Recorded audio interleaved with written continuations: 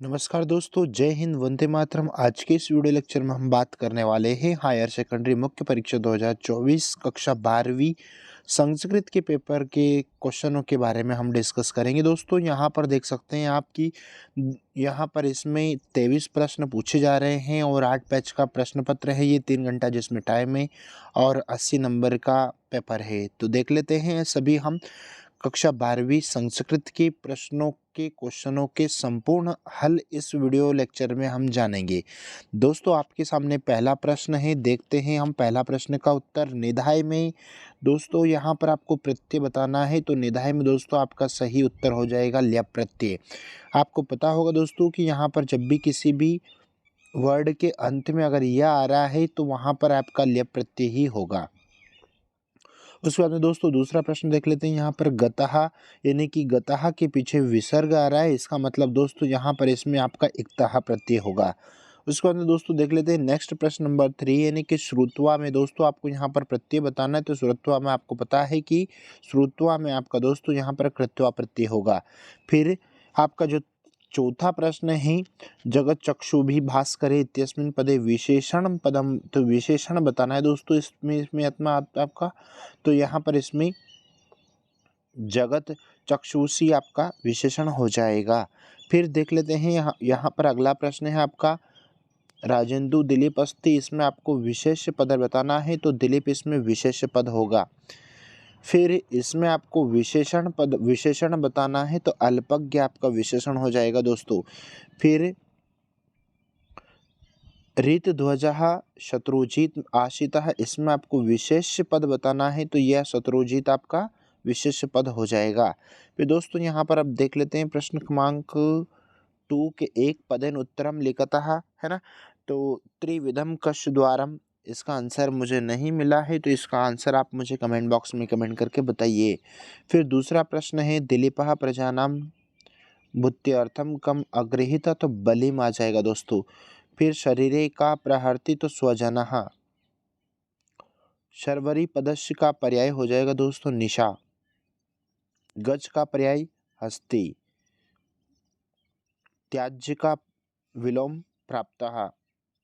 नृप का विलोम रानी।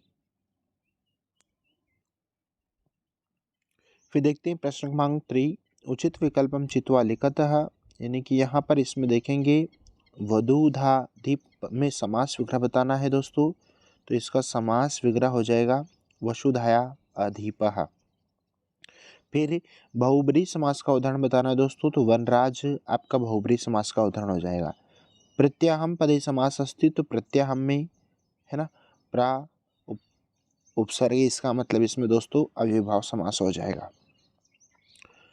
पति पत्न्यु में पति ही पत्नी चा द्वंद्व समास। फिर अधोलिखित अवयव पदम अस्ति, अवयव पद बताना है दोस्तों, तो यहाँ पर आपका चा अवयव पद है। फिर इसमें अवयव पद नहीं है, तो पता आपका अवयव पद नहीं है, ठीक है।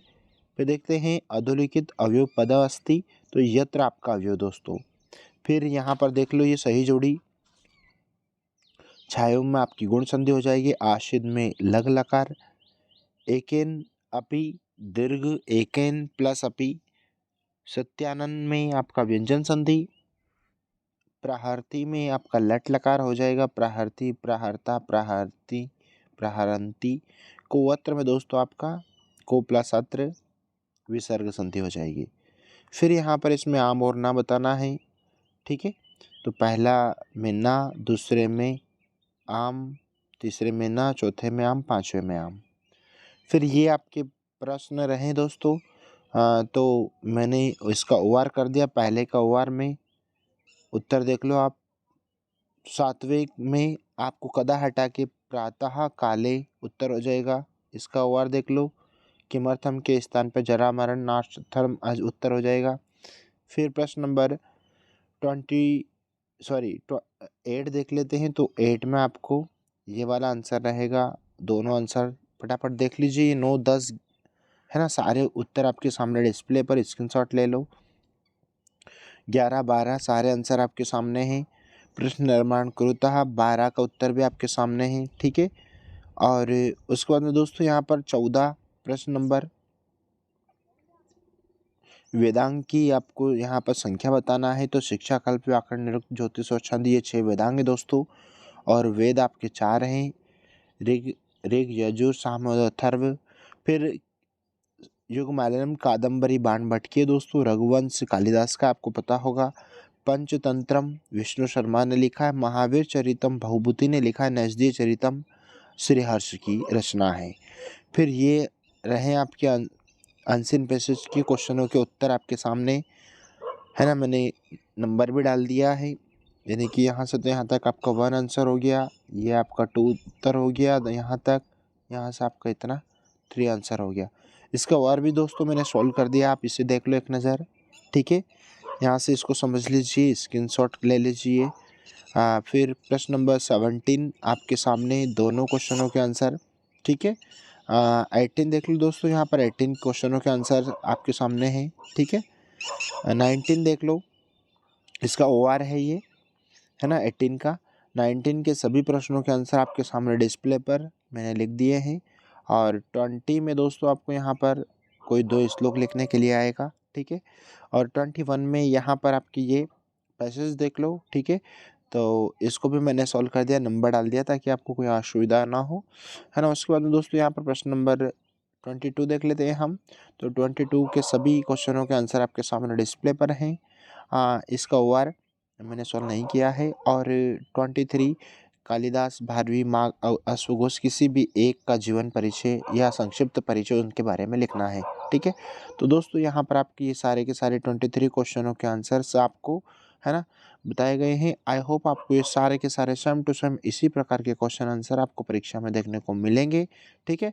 और दोस्तों यहाँ की जितने भी सारे क्वेश्चन है, सभी क्वेश्चनों के आंसर्स आपको प्रोवाइड करवाया गया है। और उसके बावजूद भी अब अगर आपको किसी भी प्रश्न में अगर असुविधा होती है, अगर आपको कंफ्यूज अगर होता है, तो हमें कमेंट बॉक्स में कमेंट जरूर करें, क्योंकि आप कक्षा 12वीं संस्कृत के क्वेश्चनों के आंसर्स आपने जाने हैं। और आई होप यहाँ पर आपको ये सारे के सारे क्वेश्चनों का एक मॉडल क्वेश्चन पेपर आपको प्रोवाइड करवाया गया है, ताकि आप परीक्षा में इसी प्रकार के प्रश्नों को देख सकें। मिलते हैं एक नए वीडियो के साथ में, तब तक के लिए जय Hind, thank you so much, take care, best of luck.